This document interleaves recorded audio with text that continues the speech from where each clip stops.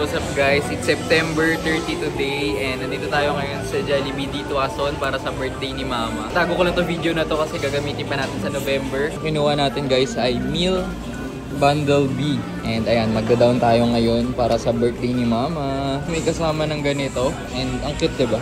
Kita-kits guys sa November! What is up guys? Ayun na nga, November 8 na at papunta na tayo ngayon sa Jolly Party. Hindi pa rin alam ni Mama dahil nga surprise to. At check na lang yung reaction niya mamaya. Exciting! Wait! Dito na kami sa Jollibee. Shout out kay Mama. Bibi!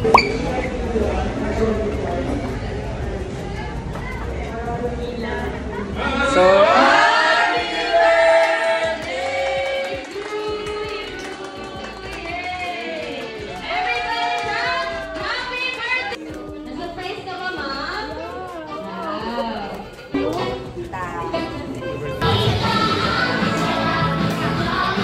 kaya na ang birthday girl, guys.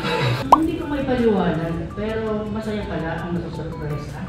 Head, shoulder, knees, and siomay, siopaw, 5, 10,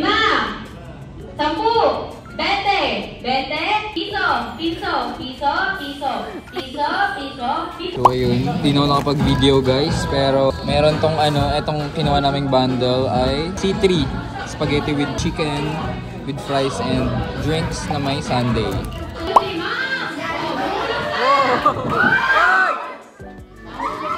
Hey, look at the camera!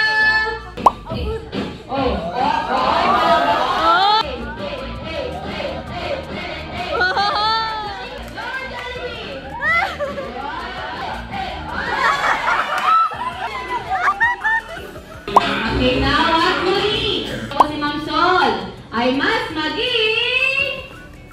Yay! Always be happy and joy like the one and only Jollibee!